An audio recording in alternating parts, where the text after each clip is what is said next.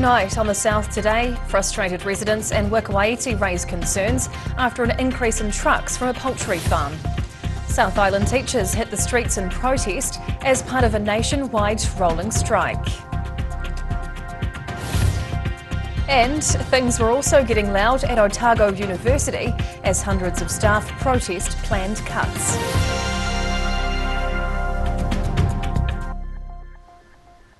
Kia ora, good evening. I'm Hannah Wilkins. Residents of a small East Otago town claim they're losing sleep over an increase in traffic noise. The Waikouaiti locals say their residential street has been turned into a commercial thoroughfare. Locals watching on as trucks barrel down their once quiet residential road in Waikouaiti.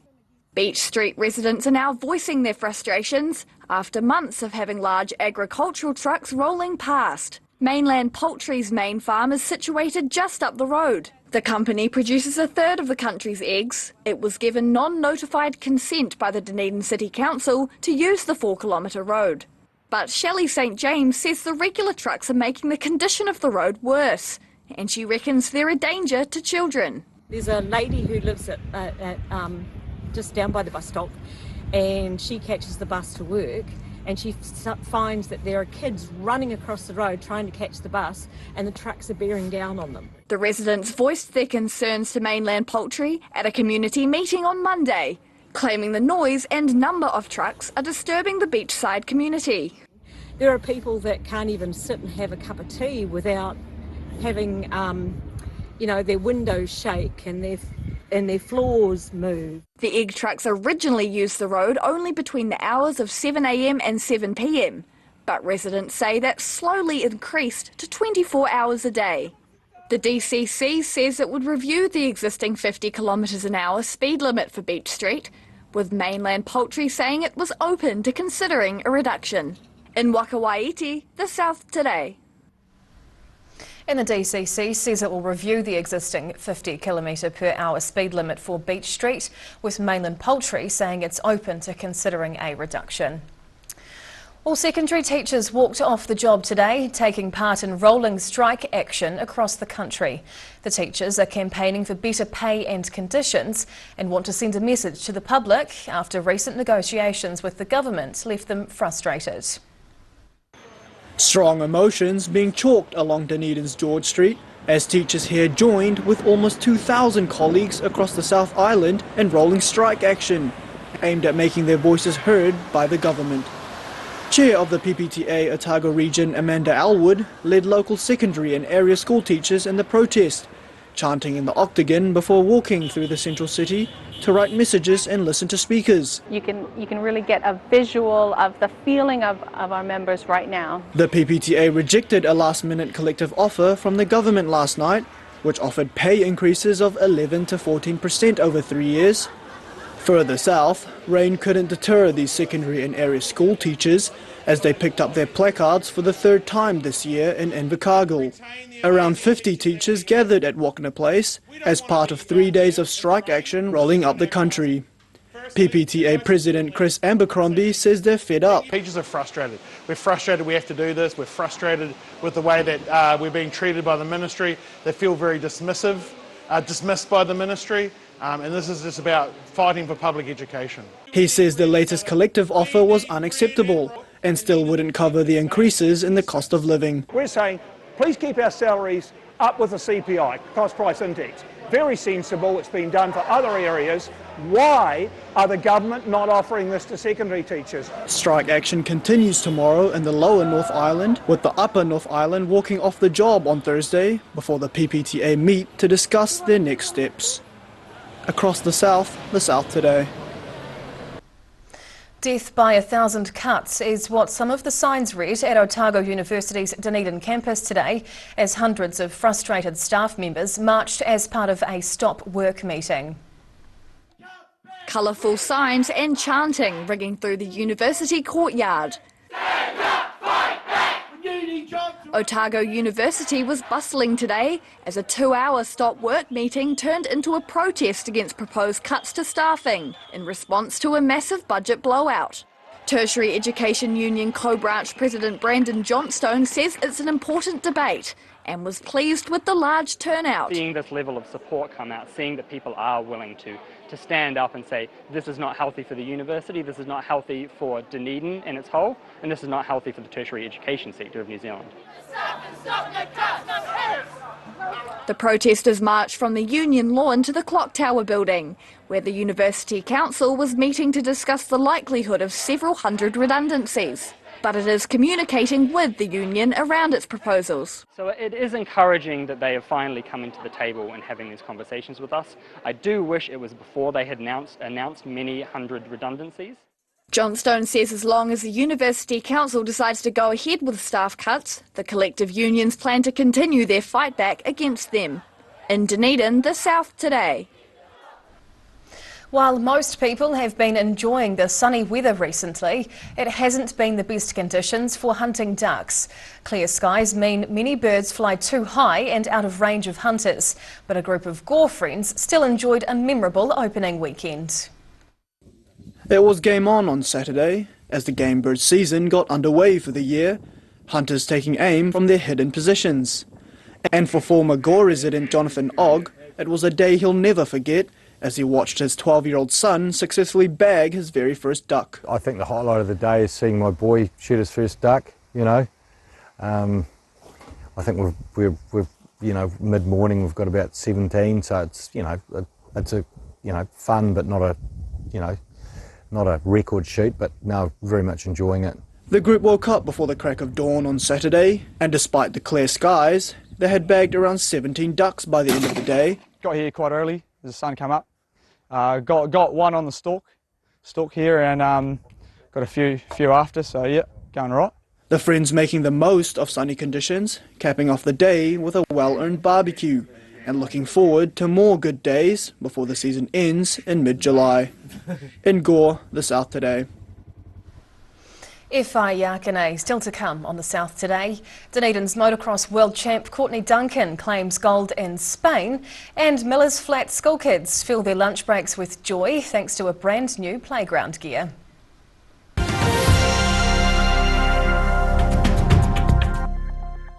All new episodes of Put Some Colour in Your Life are now screening on Channel 39. Take a look at Australian artists and the techniques they use in their studio. Put Some Colour in Your Life, Tuesdays, 7:30. If you're at risk of developing melanoma skin cancer, you owe it to yourself to have a mole map. Mole map is coming to your area. Phone today to make an appointment. It could save your life. Here at Age Concern Otago, we offer a range of services to support Otago seniors to age well with dignity and independence. We provide social work support, visiting service, health promotion and social activities. Check out what we have on offer at ageconcernotago.com. Aero, used by Australia's top bowlers with their unique Z-scoop grip that redefines the game. Machined with robotics for unparalleled accuracy, Aero, same line, every time.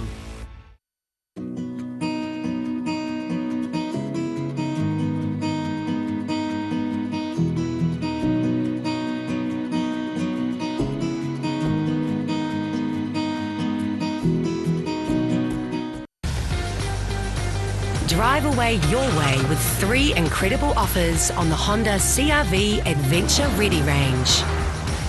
Choose from 2.9% finance with zero deposit, third finance, or lease a new CR-V from just $136 per week.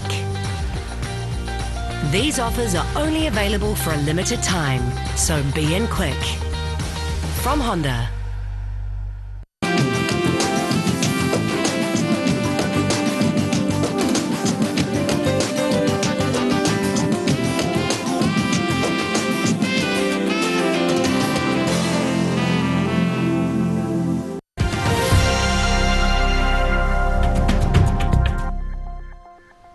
Tēnā koe, welcome back. Dunedin motocross star Courtney Duncan has won big in Spain, scoring a double victory in her World Championships rounds. Competing in the Spanish MXGP, Courtney Duncan finished the weekend with 2 winners' trophies in the women's motocross.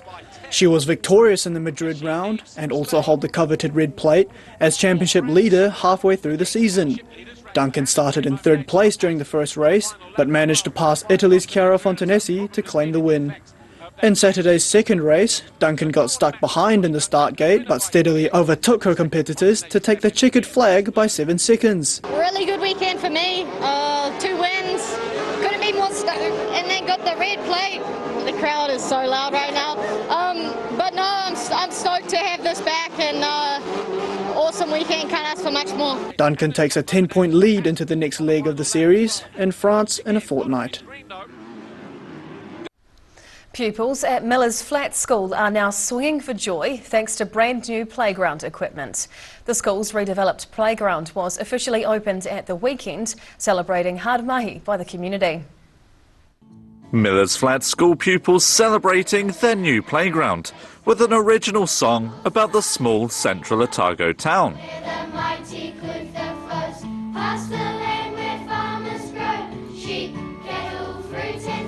The children were delighted to finally be able to start hanging off the new playground equipment as the $150,000 playground was opened over Coronation Weekend. Members of the school's PTA and Board of Trustees also tested out the swings, the party celebrating their work on the new playground, which was fully funded through grants and community effort, and replaced the school's previously run-down equipment. The old playground was built by the grandparents of the students that are at the school that we have now, and it's really long past its due date. It was getting a bit rotten and it didn't comply to the audit. She says the playground's about more than just play. Co-designed by the school and company playground people, each piece of equipment was selected to help improve core learning skills. It's specifically been designed to help the children in the classroom.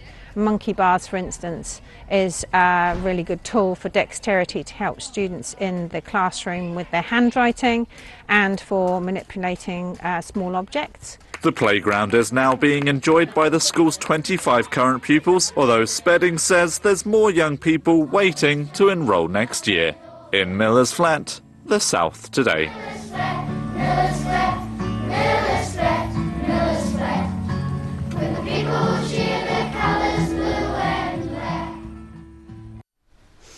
And now recapping tonight's top stories on the South Today. Waikouaiti residents are voicing their concerns after an increase in trucks from a poultry farm disrupting the community. Thousands of secondary and area school teachers have hit the streets, striking for better pay and working conditions. And hundreds of Otago University workers stopped work for 2 hours, marching through campus protesting planned staff cuts.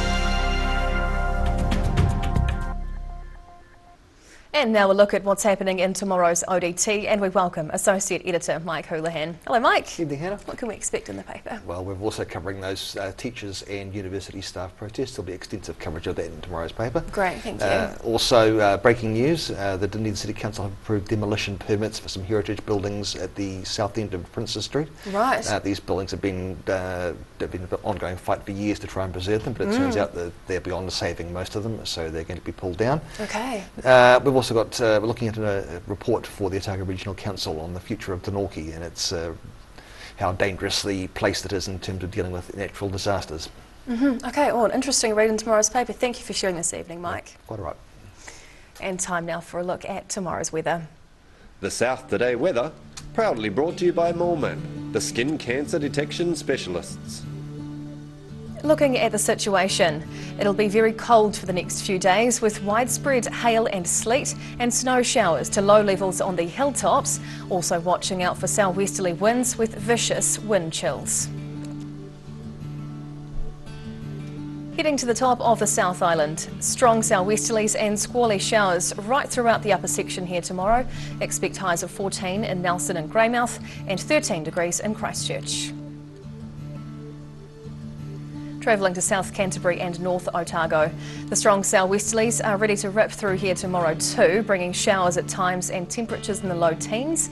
So 13 in Ashburton, 14 in Timaru and 12 degrees in Oamaru. Heading westwards to the Central Lakes, the southwest winds will be particularly gusty through here tomorrow with incoming snow showers for Wanaka and Queenstown with 7-degree highs. And while Alex should escape the snow, instead getting showery and windy weather with 10 degrees. Heading further south, showers with south to southwest winds make their way to Gore, Balclutha and the Catlins tomorrow, all with chilly highs of 8 degrees. And down to the deep south. Rain tonight with cold southerlies and a low of 7 in Invercargill. The next 2 days are very cold with rain and strong to gale force southwesterlies. Tomorrow's high will be 8 degrees, but Thursday's high will be just 6, with hail and sleet added into the mix too. And finally, heading to Dunedin. Showers overnight and a 10-degree low. Tomorrow starts off dry, but fresh cold southwesterlies show up before afternoon showers, turning strong to gale force as the temperature plummets, bringing sleet and hail showers with the chance of snow flurries to hilltops. The day's high will be 11 degrees.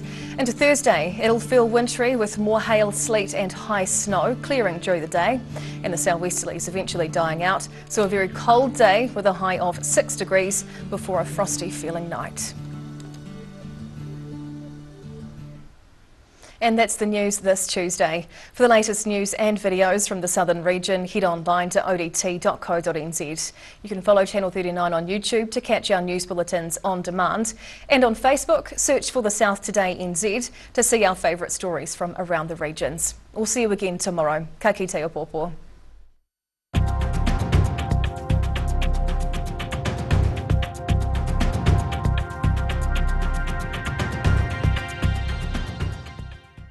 Public interest journalism funded through New Zealand On Air.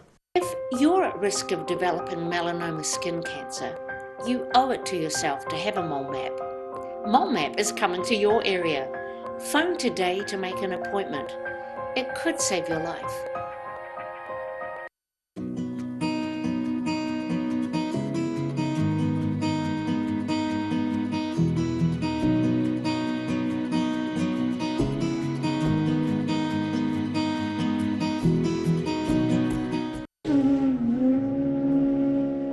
Every day the team at Gillian supports grieving families at their time of need, from answering your questions to organising a farewell that reflects the wishes of your loved one. We can help. Call Gillian's today.